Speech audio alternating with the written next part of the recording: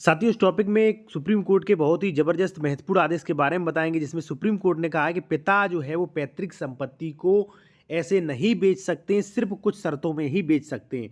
और उस कानून के बारे में भी बताऊंगा। यदि मान लीजिए पिता ने पैतृक संपत्ति बेच दी है तो वो किस कानून के अकॉर्डिंग नहीं बेच सकते हैं, कहाँ वो कानून लिखा है। और दूसरी बात, यदि उन्होंने बेच दी है तो कहाँ पर आपको अधिकार दिया गया है कि आप उस रजिस्ट्री को कैंसिल करा सकते हैं। तो तीनों ही चीज़ें बात करेंगे। ठीक है।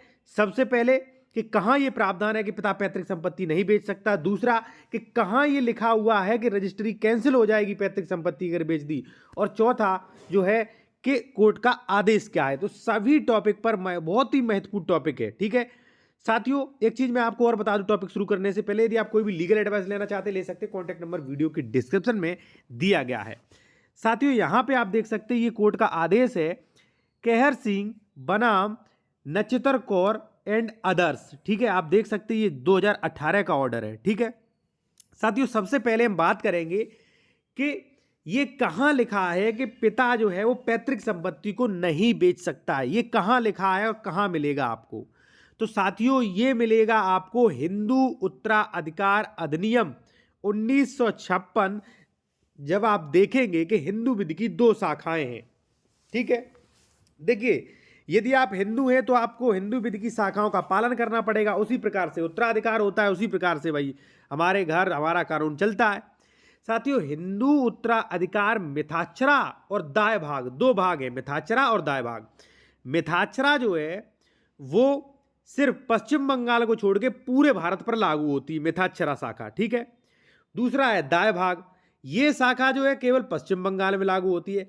मिथाक्षरा साथियों ये कहती है, हिंदू उत्तराधिकार अधिनियम 1956 में मिथाक्षरा ये कहती है कि पैतृक संपत्ति में पिता का अधिकार पुत्र के होने के कारण संतुलित रहता है, यानी कि वो जो है वो बाध्य रहता है। अधिकार तो होता है लेकिन पुत्र का भी अधिकार होने के कारण उनका अधिकार जो है वो, क्योंकि भाई पुत्र का भी अधिकार है, ठीक है, पिता का भी अधिकार है, तो पिता को बेचने का अधिकार कैसे है। मिथाक्षरा स्पष्ट रूप से कहती है कि किसी घर में जिस दिन पुत्र जन्म लेता है वो अपनी पैतृक संपत्ति में मालिक होता है, पैतृक संपत्ति का जो है अधिकारी होता है। ठीक है, जैसे मान लीजिए आप हैं, आपके पिता की संपत्ति है, आपका पुत्र घर में पैदा हुआ तो उसका भी पैतृक संपत्ति में अधिकार है। देखिए आपका भी है तो उसका भी है।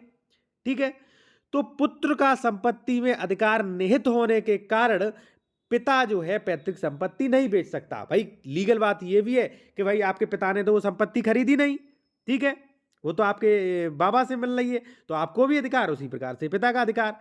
इस कारण से वो नहीं बेच सकता, इस कारण से उसका अंतरण नहीं किया जा सकता, स्पष्ट प्रोविजन है।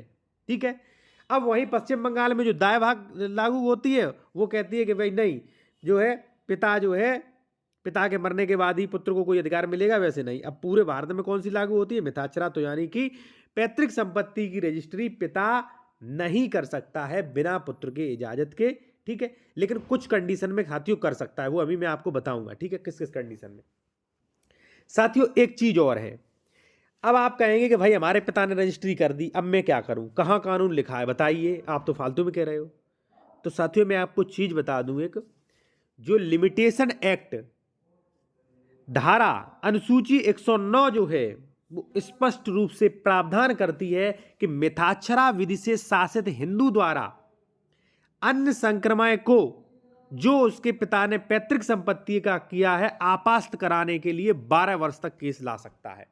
यानी कि पैतृक संपत्ति थी, आपके पिता ने वो संक्रमण कर दी, यानी कि ट्रांसफर कर दी। ठीक है, और वहां पे आपके यहां होता है लागू मिथाक्षरा भाग, यानी कि करने का अधिकार ही नहीं था पिता को, और आपके पिताजी ने बेच दी वो संपत्ति।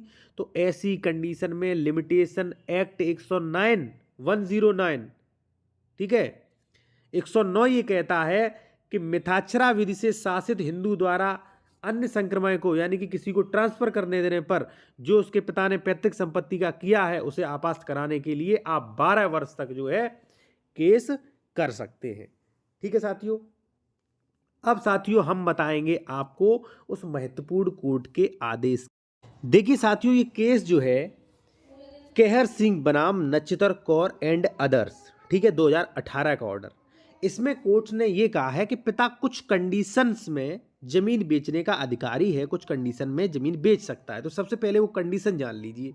वो कंडीशन नहीं एप्लीकेबल होती तो ऐसी कंडीशन में आप चैलेंज करिए। जो लिमिटेशन एक्ट 109 है उसके अधीन चैलेंज कर सकते हैं आप। तो कंडीशन सबसे पहले जाननी होंगी आपको, ठीक है। और साथियों, कोई भी लीगल एडवाइस लेना चाहते हैं ले सकते हैं, कॉन्टैक्ट नंबर वीडियो की डिस्क्रिप्शन में आपको मिल जाएगा। साथियों, पहली कंडीशन है कि पिता जो है वो पैतृक कर्ज को चुकाने के लिए वह अपनी पैतृक संपत्ति बिना पुत्र के इजाज़त के बेच सकता है, और पुत्र ऐसी रजिस्ट्री कैंसिल भी नहीं कर सकता है। यानी यदि आपके पिता पे पैतृक कर्ज है तो पैतृक कर्ज को चुकाने के लिए भाई पैतृक संपत्ति बेची जा सकती है, और ये साधारण सी बात है। भाई पैतृक कर्ज है तो पैतृक संपत्ति तो बेची जाएगी, ठीक है, पहली कंडीशन।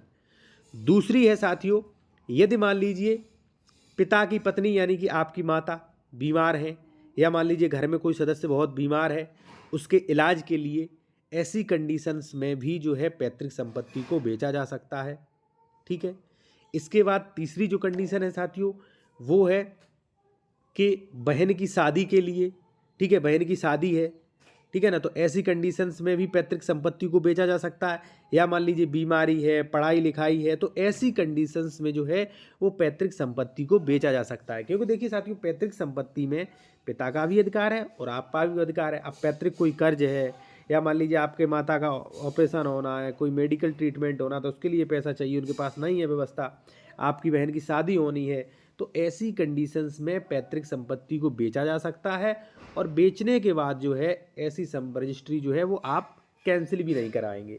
अब क्वेश्चन ये होगा आपका, तो भाई कब करा सकते हैं? जैसे मान लीजिए आपके पिताजी किसी को वसीयत कर रहे हैं पैतृक संपत्ति की एक भाई को रजिस्ट्री कर रहे हैं, या मान लीजिए पैतृक संपत्ति का किसी को दान दे रहे हैं, ठीक है, तो ऐसी कंडीशन में आपके साथ भेदभाव हो रहा है, ठीक है, क्योंकि पिता ने तो वो कमाई नहीं संपत्ति, जब कमाई नहीं उन्हें पैतृक संपत्ति मिली है, ठीक है, तो उन्हें ऐसा अधिकार नहीं है। जो हिंदू लॉ मिथाक्षरा और दायभाग है उसके अकॉर्डिंग उन्हें ऐसा करने का अधिकार नहीं है। तो ऐसी कंडीशन में आप उन्हें रोक सकते हैं। दूसरी बात, मान लीजिए आपके पिताजी ज़्यादा शराब पीते हैं, या मान लीजिए अयासी में मान लीजिए संपत्ति बेच रहे हैं, ठीक है, तो ऐसी कंडीशंस में भी रोक सकते हैं, ठीक है आप। अब साथियों हम बताएंगे आपको थोड़ा कानून और समझा दूं। देखिए, मिथाक्षरा और दाय भाग तो ये कहता है कि पिताजी को संपत्ति बेचने का अधिकार नहीं है, ठीक है। अगर संपत्ति बेच दी, कोई रजिस्ट्री कर दी है, अगर ऐसी आपके भाई को एक पच्ची कर दी है, तो ऐसी कंडीशन में साथियों आप रजिस्ट्री कैंसिलेशन के लिए स्पेसिफिक रिलीफ एक्ट में सेक्शन 33-34 में जो है रजिस्ट्री कैंसिलेशन का अधिकार होता है, और आप कैंसिल भी रजिस्ट्री ऐसी करवा सकते हैं आसानी से, ठीक है। और आपको बाद में पता चलता है तो कोई दिक्कत नहीं, 12 साल तक आपके पास टाइम है, क्योंकि लिमिटेशन एक्ट सेक्शन 109 देखिए उस पर स्पष्ट रूप से प्रोविज़न किया गया है साथियों।